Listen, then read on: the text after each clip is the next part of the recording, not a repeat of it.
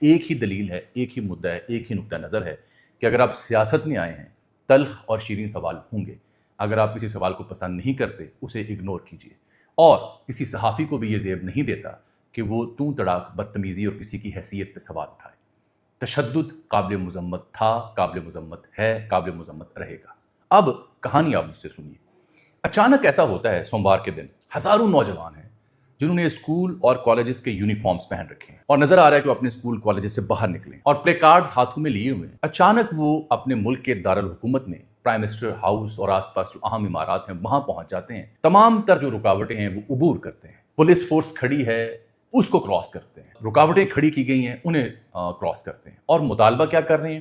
مطالبہ وہ کہتے ہیں کہ آپ شٹ ڈاؤن کریں کرپشن کو، سوشل میڈیا کو شٹ ڈاؤن نہ کریں. وہ کہتے ہیں کہ یوتھ کھڑی ہوئی ہے کرپشن کے خلاف. وہ کہتے ہیں کہ انف از انف، بس کافی ہو گیا. اور یہ جو لوگ احتجاج کرنے آئے ہیں ان کو جنریشن زی کہا جاتا ہے، اس دور کی جنریشن جو انٹرنیٹ کے دور میں جنہوں نے آنکھ کھولی، جو سوشل میڈیا یوز کرتے ہیں.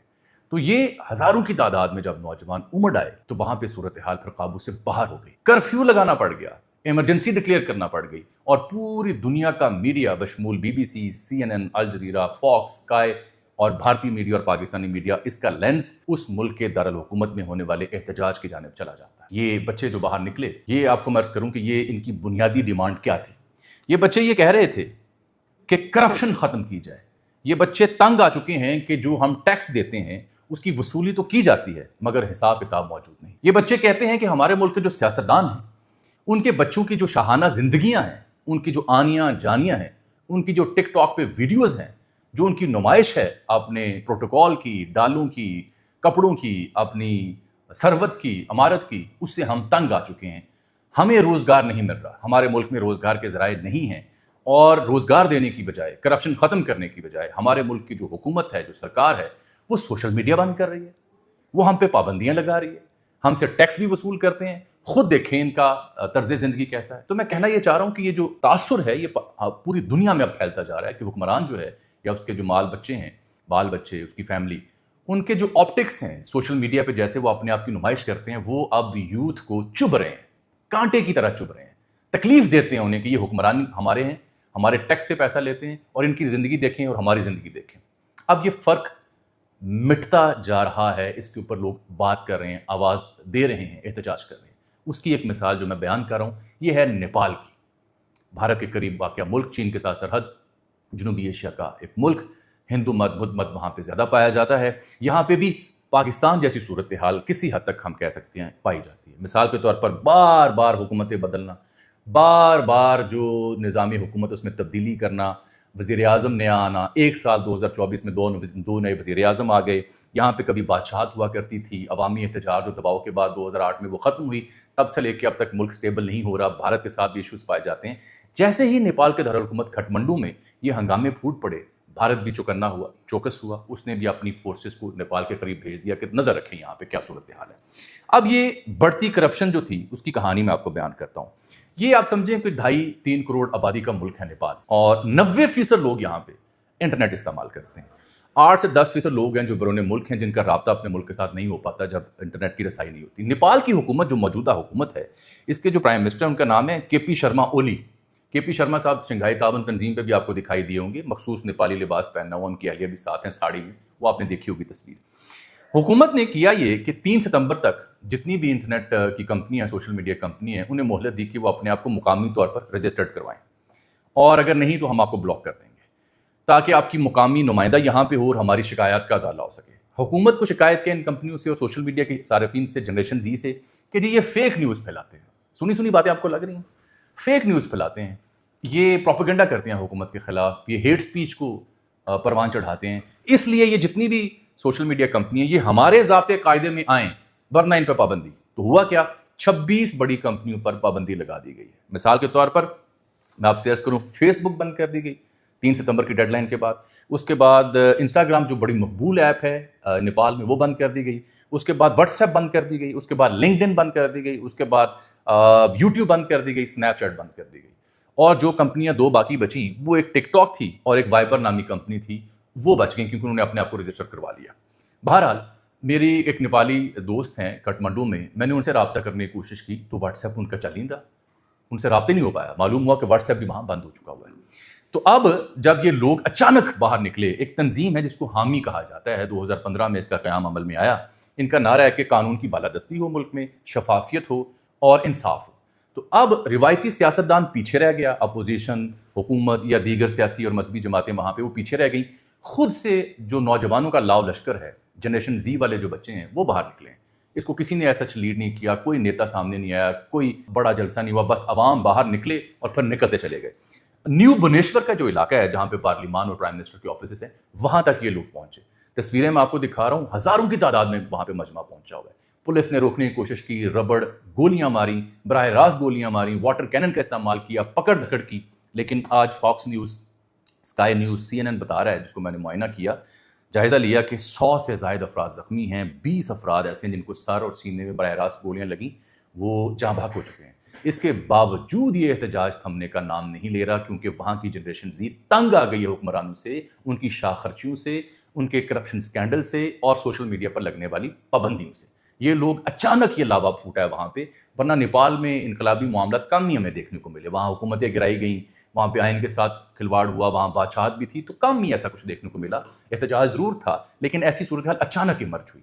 اور اس کے بعد جو صورتحال ہے میں آپ کو بیان کر رہا ہوں، وہ یہ کہتے ہیں کہ ایسی ویڈیوز ہیں حکمرانوں کی، ان کی فیملیز کی، ان کے بچوں کی، جو دیکھ کے ہمارا دل دکھتا ہے کہ یہ شاہانہ زندگی گزارے ہمارے روپے پیسے پہ، ہم روزگار کی تلاش میں پھر رہے ہیں، ہمارے جاب ہے نہیں۔ نیپال کے نوجوانوں کو اکثر باہر جانا پڑتا ہے، وہاں پہ روزگار کے ذرائع نہ ہونے کے برابر ہیں۔ آپ کو کوئی باتیں سنی لگ رہی ہوں کہ شاید پاکستان میں بھی ایسی صورتحال ہے، بہرحال اللہ نہ کرے یہاں صورتحال ہو۔ یہاں پہ وہ کہتے ہیں کہ 2017 میں ایک ایئر بس کا معاہدہ ہوا، نیپال ایئر لائنس کو A330 طیارے ملنے تھے، قومی خزانے کو 1.5 ارب روپے کا نقصان پہنچا۔ وہ اسکینڈل سامنے آیا، تب بھی نیپالی یوتھ باہر نکلی، سزائیں بھی سنائی گئی، لیکن عوام کا اعتماد ابھی تک اس سسٹم کے اوپر بحال نہیں ہو سکا۔ اور قومی یادگار جو کھٹمنڈو قریب ہے، جہاں پہ یہ نیو بھونیشور ہے، وہاں انہوں نے علامتی طور پر احتجاج شروع کیا، جو بھرپور مظاہروں میں بدل گیا، اور پوری دنیا کا لینس اب وہاں پہ جا چکا ہے۔ مظاہرین نے رکاوٹیں توڑی ہیں، پارلیمان میں داخل ہونے کی کوشش کی ہے، اور پولیس کی تمام تر جو ایکٹیویٹیز تھیں وہ ناکافی ثابت ہوئی ہیں۔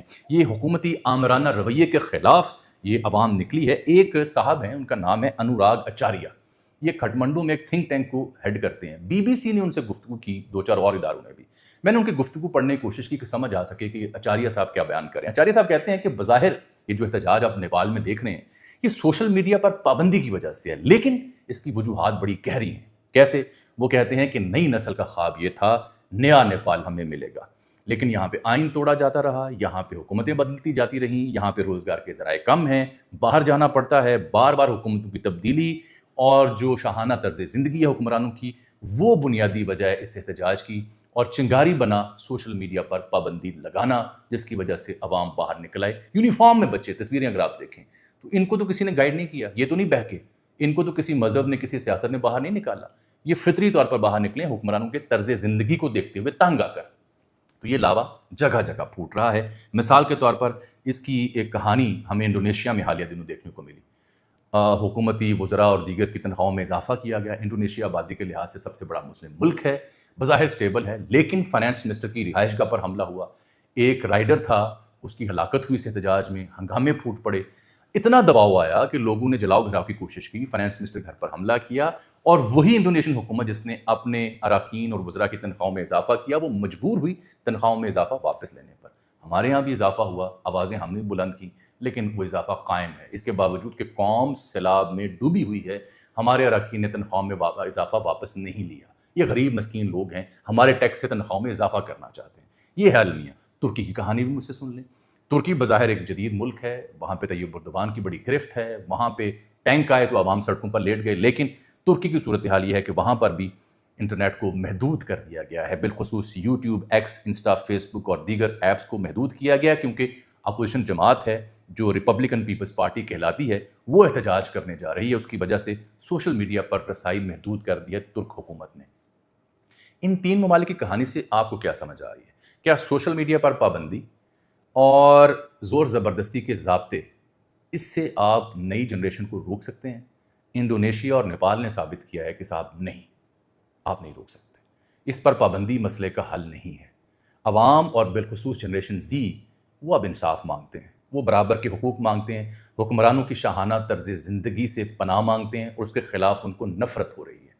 ایسے رویے ہمارے ہاں بھی ہیں۔ کچھ عرصہ پہلے میں نے ایک MP کا ذکر کیا تھا، جنہوں نے کہا کہ وہ شاید میری گفتگو سے سہمت نہیں ہے، انہوں نے اسے الزام قرار دیا اور کہا کہ میری توہین کی ہے، لیکن وہ رویہ بھی کچھ حصے ملتا جلتا ہے۔ جب ہم شاہانہ پروٹوکول ڈالے اور اپنی امارت کا اظہار کریں گے اپنی ویڈیوز میں نمائش کے لیے، تو وہ عوام کو آپ کے ساتھ جوڑنے کی بجائے عوام کو آپ کے خلاف متنفر کرے گی، اس عوام کو جو سیلاب میں ڈوبی ہوئی ہے، اس عوام کو جو روزگار کی تلاش میں ہے، اس عوام کو جس کے اوپر انٹرنیٹ کی پابندیاں ہوں، اس عوام کو جو اپنے حقوق کی جنگ لڑی، اس عوام کو جس کو انصاف نہ ملتا ہو۔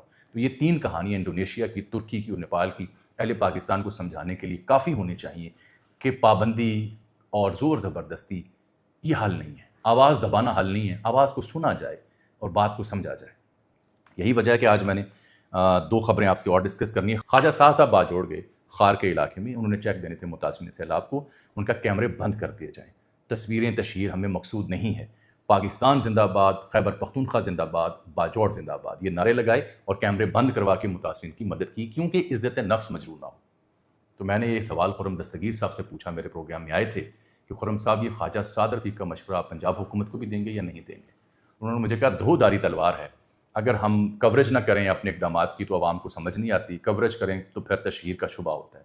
میرا مسئلہ یہ نہیں ہے، میرا مسئلہ بحیثیت ایک پاکستانی اور عام صحافی یہ ہے کہ ایک چھوٹے چھوٹے ڈبے کے اوپر بھی تصویر جب لگتی ہے تو وہ نمائش ضرورت سے زیادہ ہو جاتی ہے۔ ریلیف ریسکیو ضرور کریں، عزت نفس مجروح نہ کریں۔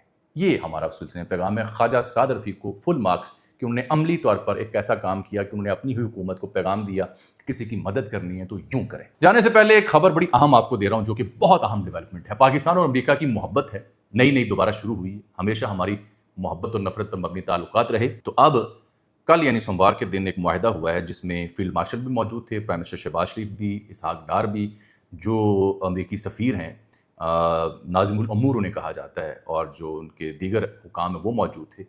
پاکستان کی کمپنی NLC اور پاکستان کی کمپنی FW، ان کے معاہدے ہوئے ہیں موٹا اینجل نامی کمپنی، اور دوسری کمپنی ہے USSM US اسٹریٹجک میٹلز نامی کمپنی۔